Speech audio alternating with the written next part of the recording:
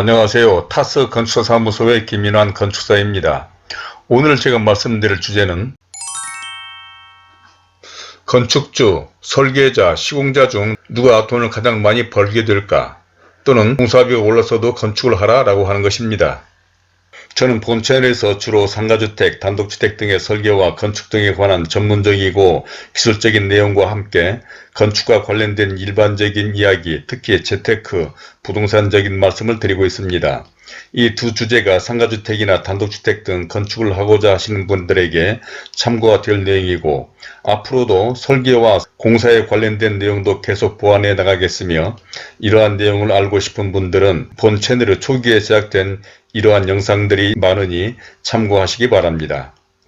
그럼 오늘의 이야기를 시작해 보겠는데, 상가주택 등을 지으시려는 건축주들이 요즘 철근값을 비롯한 자재비와 인건비 등으로 공사비가 오르다 보니 건축을 해야 할지 말아야 할지에 대해서 여러 생각들을 하시는 것 같고, 또 제가 지난 영상에서 이런 데 대한 이야기를 하자 많은 사람들이 이런 상황에서 어떻게 하는 것이 좋은지 궁금해 하시는 것 같았습니다.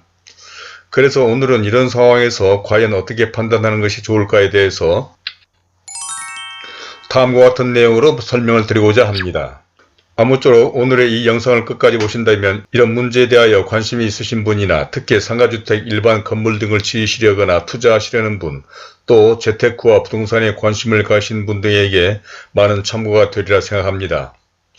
또한 보유하고 계시거나 매입하고자 하는 땅에 대한 기본 계획, 즉 가설계를 해보기를 원하시는 분은 본 영상 아래 더보기에 적어둔 제 카페의 글을 잘 보시기 바라며, 먼저 본 영상을 보시기 전에 구독과 좋아요 그리고 선풀을 남겨주신다면 저에게도 큰 힘이 되어 이러한 영상을 만드는 데 도움이 될 것 같습니다.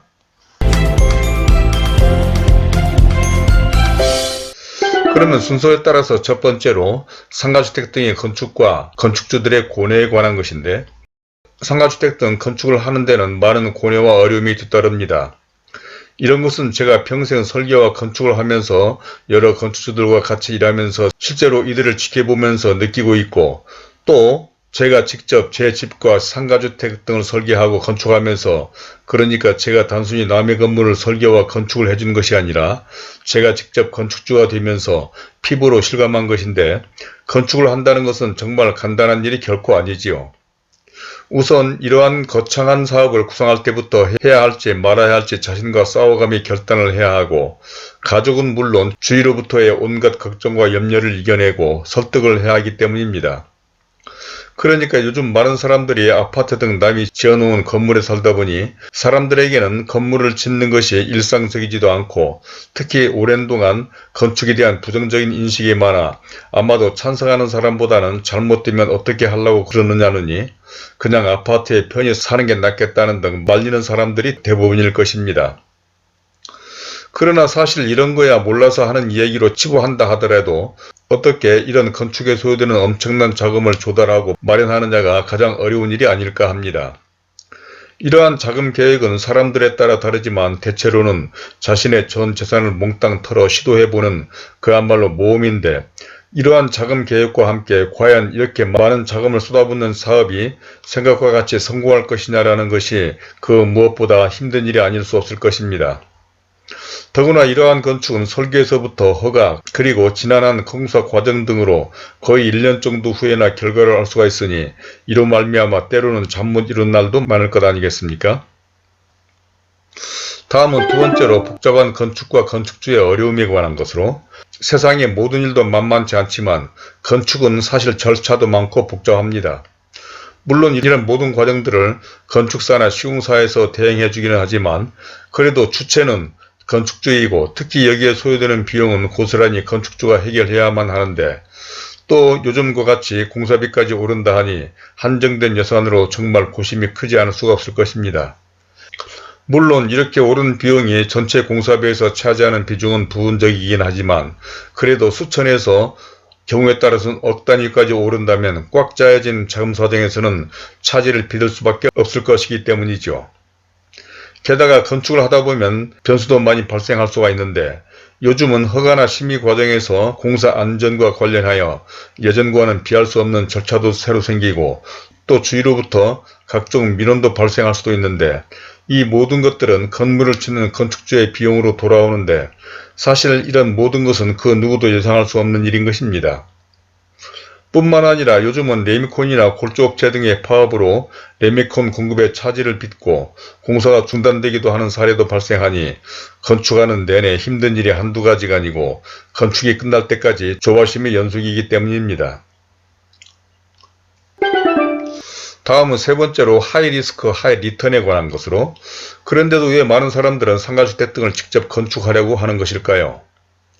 그것은 바로 이러한 건축을 통해서 많은 돈을 벌 수도 있고 또 자신만의 건축을 해서 건물주도 될 수가 있으며, 이를 발전해서 전직이나 은퇴 후 새로운 사업 모델인 디벨로퍼가 되기도 하고 안정적인 투잡 또는 노후대책 수단이 되기 때문일 것입니다.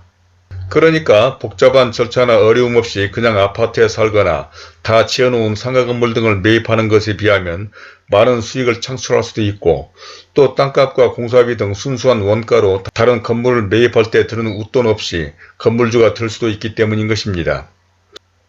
건축하는 동안의 노력이나 어려움 등은 그보다 훨씬 더 많은 이익으로 보답되는 것이고, 이러한 어려움은 클수록 더 큰 이익이 나오리라고 생각한다는 것이죠.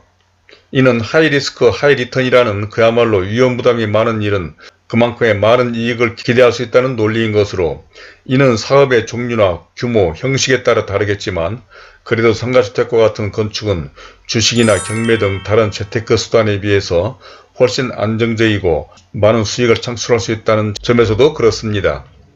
또한 상가주택과 같은 건물은 다세대나 오피스텔, 아파트, 상가건물 등 분양을 목적으로 하는 건축에 비해서 훨씬 안정적이고 리스크가 적다고 할 수가 있는데, 이는 분양이 아니라 임대이기 때문이며, 특히 상가주택과 같은 경우에는 4층이나 다락, 옥상 등에서 자신이 살 수도 있어서 거주 문제를 해결하면서도 일정한 수익 창출과 부동산적인 장래성, 그리고 디벨로퍼나 투잡이 가능하다는 점에서 건축할 때의 어려움, 즉 자금 동원이나 공사 과정 등에서 리스크는 특히 과거에 비해 최근에는 개선된 건축 환경으로 그렇게 부담스럽지는 않을 것입니다.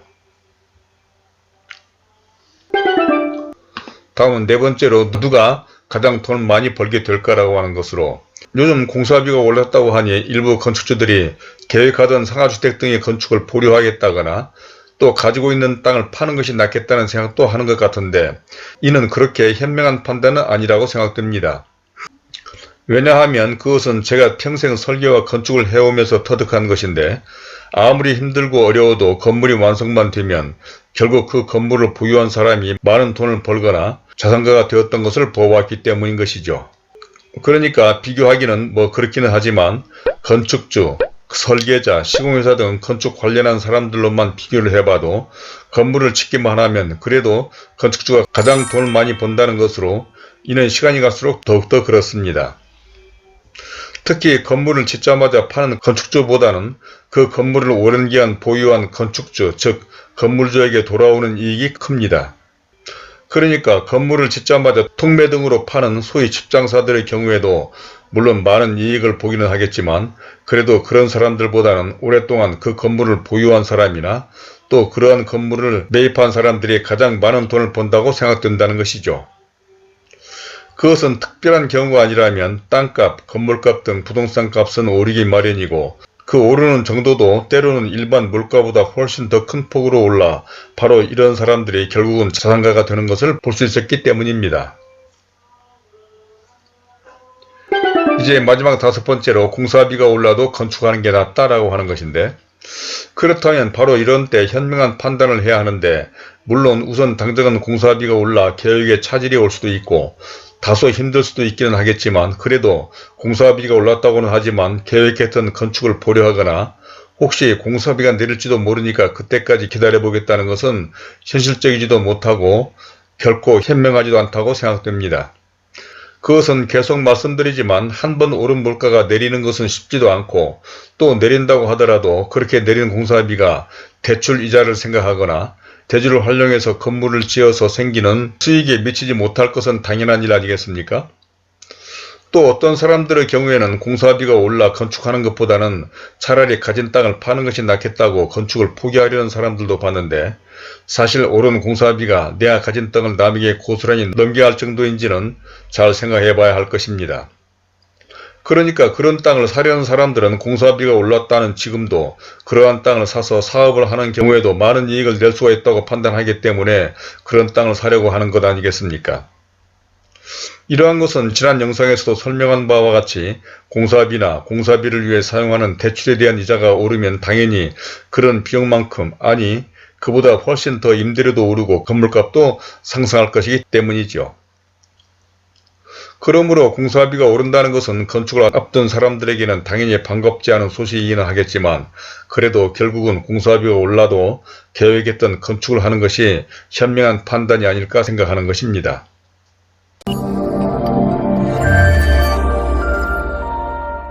자, 이제까지 공사비가 올라도 건축하는 게 낫다? 또는 건물주, 설계자, 시공자 중 누가 가장 돈을 많이 벌게 되는 것일까? 라는 것 등에 대해서 첫 번째로 상가주택 등의 건축과 건축주의 고뇌, 두 번째로는 복잡한 건축과 건축주의 어려움, 세 번째로는 하이리스크 하이리턴에 대해서, 네 번째로는 누가 더 돈을 많이 벌게 되는 것일까? 마지막 다섯 번째로는 공사비가 올라도 건축을 하는 게 낫다라고 하는 것까지 말씀을 드려봤습니다. 세상을 살다 보면 자신의 생각이나 계획대로 진행되는 일은 거의 없죠. 특히 절차가 복잡하거나 규모가 큰 사업인 경우에는 더더욱 변수도 많이 발생하고 차질을 빚는 일이 빈번하게 일어나기 마련 아닙니까? 예상 밖의 일들이 곳곳에서 튀어나오기도 하고 이번과 같이 공사비가 오르기도 하며 때로는 허가나 심의 과정에서 새로운 문제들이 발생하기도 합니다. 그런데 사실 이런 문제들이야 세상 살다 보면 만나는 일이고, 또 건축의 특성으로서 이러한 것들을 극복하거나 헤쳐나가야 더 큰 열매를 따먹을 수 있지 않을까 생각해서 오늘의 말씀을 드려봤고, 혹시 이런 데에 대한 의견이나 경험담 또는 궁금한 점 등이 있으시면 선플로 남겨주시기 바랍니다. 그리고 이런 문제 등과 기타 다른 건축 등에 관해서도 좀 더 구체적인 상담이 필요하신 분들은 본 영상 아래 더보기에 적어둔 제 이메일과 전화로 연락을 주시기 바랍니다. 또한 현재 소유하고 계신 필지에 대해서 본 영상 아래 더보기에 연결된 제 카페의 글을 보시고 설계 상담 노트를 작성해 주시는 분들에게는 기본 계획, 즉 가설기를 해드리도록 하겠고, 구독과 좋아요를 눌러주신다면 본 채널에 관련된 다른 많은 참고 영상들을 보실 수도 있으며, 화면 왼쪽에 제가 추천하는 이 영상들도 꼭 참고해 보시기를 바라면서 오늘은 이것으로 줄이도록 하겠습니다. 감사합니다.